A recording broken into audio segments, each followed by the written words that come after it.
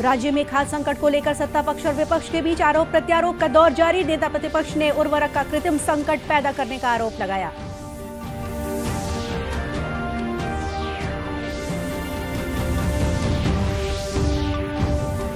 प्रदेश में समर्थन मूल्य पर 61 लघु वनोपजों की खरीदी का काम जारी। अलग अलग वनोपजों के लिए दरें निर्धारित।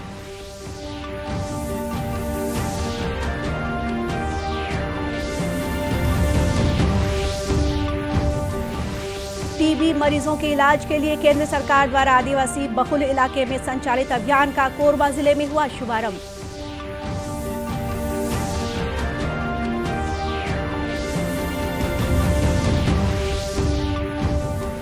और बेटियों के उज्जवल भविष्य के लिए संचालित सुकन्या समृद्धि योजना को छत्तीसगढ़ में भी मिल रहा है बेहतर प्रतिसाद।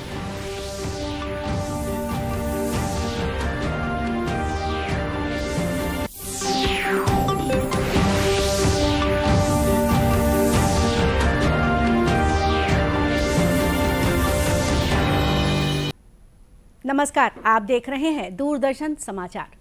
मैं हूं गोपा सान्याल। अब समाचार विस्तार से। राज्य में खाद्य संकट को लेकर सत्ता पक्ष और विपक्ष के बीच आरोप और प्रत्यारोप का दौर जारी है।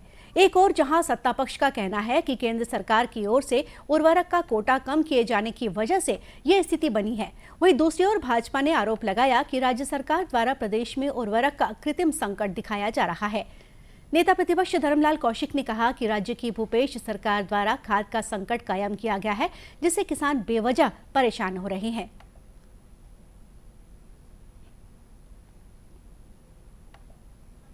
बाद में कभी भी डीएपी और यूरिया को लेकर के रबी फसल के लिए दिक्कत नहीं आई थी।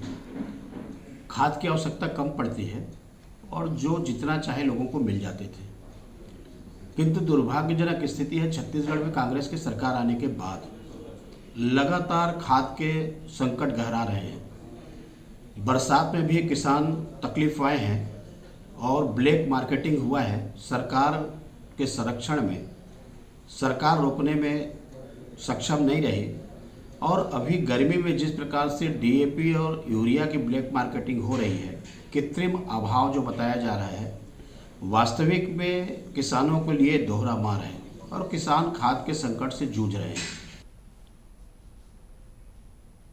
दूसरी ओर राज्य सरकार की ओर से एक बयान जारी कर कहा गया है कि छत्तीसगढ़ को चालू रबी सीजन के लिए केंद्र सरकार द्वारा मांग के अनुसार रासायनिक उर्वरकों की आपूर्ति नहीं की गई है, जिसके कारण प्रदेश में किसानों को दिक्कत का सामना करना पड़ रहा है। राज्य सरकार के अनुसार रासायनिक उर्वरकों के डिमांड कोटे में 45% की कटौती केंद्र सरकार द्वारा की गई है, लेकिन फिर भी राज्य के किसानों को रासायनिक उर्वरकों की उपलब्धता के आधार पर सोसाइटियों से खाद उपलब्ध कराई जा रही है। छत्तीसगढ़ में वर्तमान में समर्थन मूल्य पर 61 लघु वनोपजों की खरीदी की जा रही है। वन और जलवायु परिवर्तन मंत्री मोहम्मद अकबर ने बताया कि राज्य में लगभग 3 वर्षों के दौरान समर्थन मूल्य पर खरीदी के लिए लघु वनोपजों की संख्या 7 से बढ़ाकर 61 कर दी गई है। राज्य लघु वनोपज संघ के अनुसार फिलहाल राज्य में समर्थन मूल्य पर वनोपजों की खरीदी प्रक्रिया जारी है। अलग अलग वनोपजों के लिए खरीदी की दर भी अलग अलग निर्धारित है। 7 नए वनोपजों में हर्रा बाल, महुआ फूल, कोदो कुटकी, रागी और अमचूर को भी शामिल किया गया है। प्रदेश में इस बार राजनांदगांव जिले में समर्थन मूल्य पर सबसे अधिक धान खरीदी का रिकॉर्ड कायम किया गया है। जिले में 149 धान खरीदी केंद्रों के माध्यम से 100% किसानों से 82,51,000 क्विंटल से अधिक की धान खरीदी की गई है। जिले में इस वर्ष 80 लाख क्विंटल धान खरीदी का लक्ष्य रखा गया था। जिला कलेक्टर तारण प्रकाश सिन्हा ने बताया कि जिले के 2,11,000 किसानों ने पंजीयन कराया था।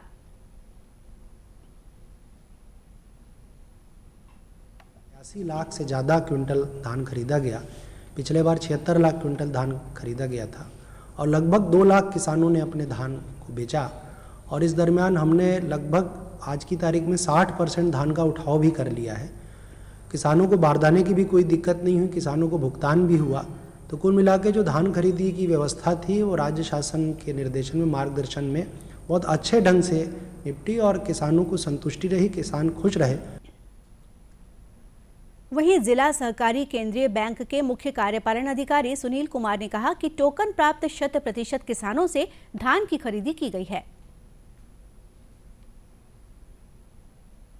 8 करोड़ का जो धान क्रय किया गया है, इसमें से 1550 करोड़ का पेमेंट हो चुका है और कल और परसों 2-3 दिन का भी पाइपलाइन में है, जिसे इस सप्ताह पूर्ण कर लिया जाएगा। हमारे द्वारा किसानों के खाते में राशि ट्रांसफ़र कर दी गई है और कृषक जो है 2-3 दिन में इसे प्राप्त कर लेंगे। प्रदेश में सबसे अधिक धान खरीद कर प्रथम स्थान पर आए राजनांदगांव जिले में किसानों को उनकी धान की उपज का त्वरित भुगतान करने की व्यवस्था भी की गई है। साथ ही खरीदे गए धान में से 56% धान का परिवहन भी किया जा चुका है। टीबी के मरीजों की पहचान और उनके बेहतर इलाज के लिए केंद्र सरकार द्वारा देश में 100 दिन 100 जिला अभियान संचालित किया जा रहा है। इस अभियान के जरिए 100 दिनों में 100 आदिवासी जिलों से 3 करोड़ टीबी के मरीजों की पहचान कर उनका उपचार करने का लक्ष्य है। इसके साथ ही टीबी और कोरोना से बचाव के लिए जागरूक भी किया जा रहा है। राज्य के आदिवासी बहुल कोरबा जिले में भी यह अभियान शुरू किया गया। कोरबा जिला कलेक्टर रानू साहू ने जागरूकता रथ को हरी झंडी दिखाकर इस अभियान का शुभारंभ किया। उन्होंने बताया कि जिले में यह अभियान एक फाउंडेशन के सहयोग से स्वास्थ्य विभाग द्वारा संचालित किया जा रहा है।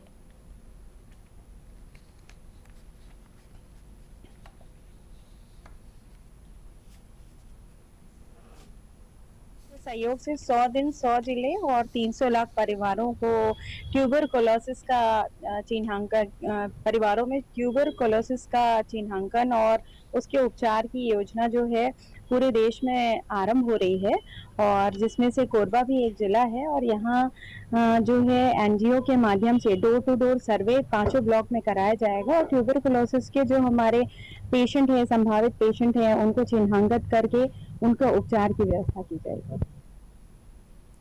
जिले के मुख्य चिकित्सा और स्वास्थ्य अधिकारी डॉक्टर बीबी बोर्डे ने बताया कि केंद्र सरकार के इस अभियान के तहत स्वास्थ्य कार्यकर्ता और डॉक्टरों की टीम आदिवासी इलाकों में टीबी मरीजों की पहचान और उपचार के लिए घर घर पहुंच रहे हैं। गौरतलब है कि केंद्र सरकार और स्वास्थ्य विभाग ने वर्ष 2025 तक देश से टीबी बीमारी को पूरी तरह खत्म करने का लक्ष्य निर्धारित किया है। देश की बेटियों का उज्जवल भविष्य गढ़ने के लिए केंद्र सरकार द्वारा शुरू की गई नई सुकन्या समृद्धि योजना को छत्तीसगढ़ में भी बेहतर प्रतिसाद मिल रहा है।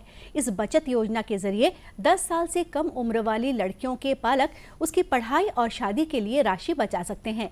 योजना के तहत लड़की के माता पिता किसी भी नेशनल बैंक में या पोस्ट ऑफिस में अपना अकाउंट खोल सकते हैं। खाता खुलवाने के लिए कम से कम 250 रुपए की राशि जमा करनी होगी, जबकि अधिकतम 1.5 लाख रुपए तक जमा की जा सकती है। बिलासपुर जिले में भी बालिकाओं के माता पिता इस योजना में रुचि दिखा रहे हैं। इन्हीं में से कुछ पालकों ने इस योजना की प्रशंसा करते हुए कहा कि उन्हें बेटियों की पढ़ाई लिखाई या विवाह के लिए आर्थिक रूप से संबल मिल सकेगा।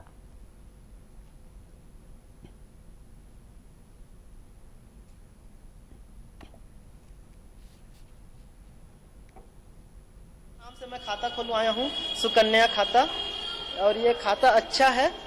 इसमें बचत जमा करना है मेरे को, पैसा बड़े होकर जो काम आएगा बेबी, इसके बच्चे का भविष्य के लिए, पढ़ाई में, शादी में काम आएगा। प्रधानमंत्री नरेंद्र मोदी का योजना है, अच्छी है योजना। इस योजना के अंतर्गत गरीब पिछड़े वर्ग के जो लोग हैं वो बाल बच्चों के लिए, पढ़ाई के लिए या नौकरी शादी के लिए नहीं जोड़ सकते पैसे, तो उनके लिए प्रधानमंत्री पोस्ट ऑफिस द्वारा जो थोड़ा थोड़ा पैसा जोड़ के हम जमा करते हैं, उसके द्वारा चक्रवृद्धि ब्याज द्वारा प्रधानमंत्री या पोस्ट ऑफिस हमें वापस करता है। बिलासपुर के डाक अधीक्षक HR साहू ने केंद्र सरकार की इस योजना के बारे में विस्तार से जानकारी दी। उन्होंने बताया कि जिले में अब तक 99,000 से अधिक खाते खुल चुके हैं।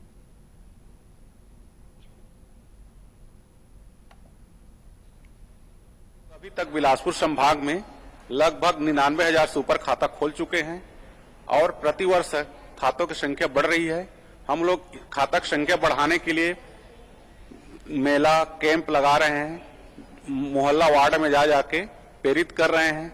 हमारे बिलासपुर संभाग में वर्तमान में 6 जिला आते हैं, तो 6 जिला में इसका व्यापक प्रचार प्रसार करके खाता खुलवाया जा रहा है।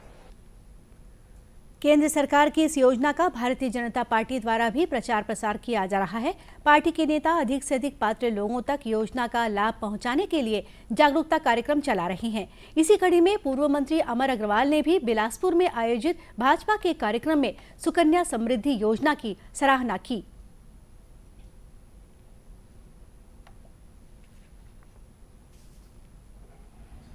उनका सुकन्या समृद्धि योजना में उसका लाभ मिले, तो एक सामाजिक सोच के कारण ये सारी योजना बनी हुई और एक समाज सेवा के हिसाब से हमारी सारी महिला मोर्चा की बहनें लगी हुई हैं। मैं उनको बहुत बहुत धन्यवाद देता हूँ। यह योजना वर्ष 2015 में मोदी सरकार द्वारा बेटी बचाओ बेटी पढ़ाओ अभियान के एक हिस्से के रूप में शुरू की गई थी। राजनांदगांव जिले में राष्ट्रीय कैडेट कोर एनसीसी के लिए ए सर्टिफिकेट की परीक्षा आयोजित की गई। राजनांदगांव में बनाए गए परीक्षा केंद्रों में 97 एनसीसी कैडेटों ने ये परीक्षा दिलाई, जिनमें 25 छात्राएं भी शामिल हुईं। सेना में जाकर देश सेवा की इच्छा रखने वाले कैडेट इस परीक्षा को लेकर काफी उत्साहित दिखे। यह परीक्षा कोविड-19 के गाइडलाइन का पालन करते हुए ली गई। सेना के सूबेदार एम कन्नन ने बताया कि छत्तीसगढ़ बटालियन के लेफ्टिनेंट कर्नल विवेक कुमार के मार्गदर्शन में परीक्षा आयोजित की गई। राजनांदगांव जिले के एनसीसी अधिकारी सुनील भागवत ने बताया कि कोरोना संक्रमण के चलते इस बार प्रायोगिक परीक्षा नहीं ली जा रही है।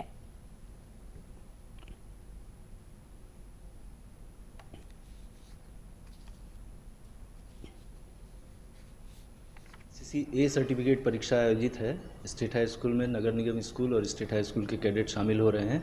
जूनियर डिवीज़न ए सर्टिफिकेट परीक्षा कहलाती है। ये 2 साल ट्रेनिंग के बाद में बच्चा ये परीक्षा दे पाता है। और कोरोना काल होने के कारण इस साल प्रैक्टिकल नहीं किया जा रहा है, केवल थ्योरी पेपर लिया जा रहा है।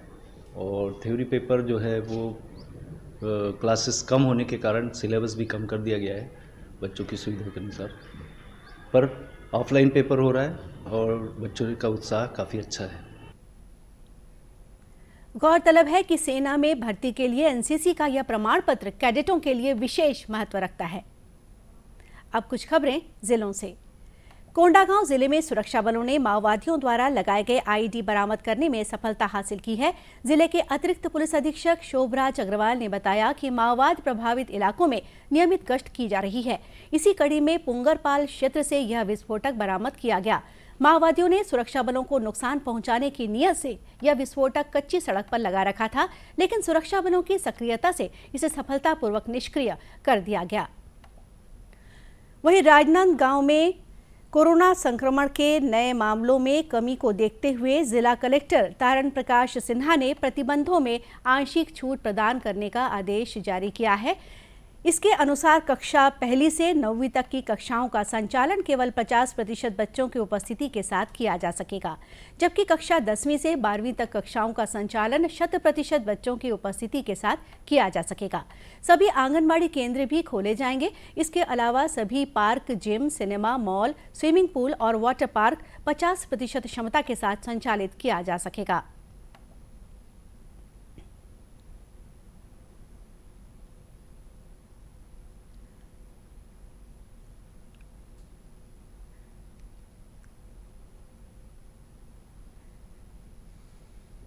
श्रमिकों को रोजगार उपलब्ध कराने के लिए संचालित महात्मा गांधी राष्ट्रीय ग्रामीण रोजगार गारंटी योजना सुकमा जिले में मील का पत्थर साबित हो रही है।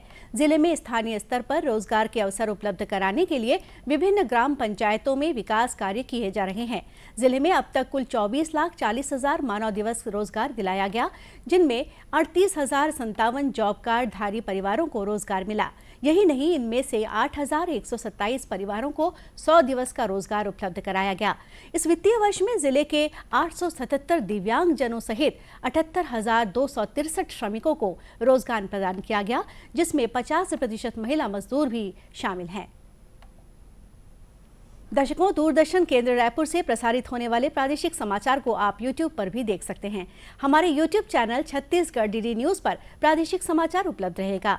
YouTube चैनल का लिंक और QR कोड आप स्क्रीन पर देख सकते हैं। अपने एंड्रॉइड फोन से QR कोड स्कैन कर आप छत्तीसगढ़ DD न्यूज लिंक पर जा सकते हैं।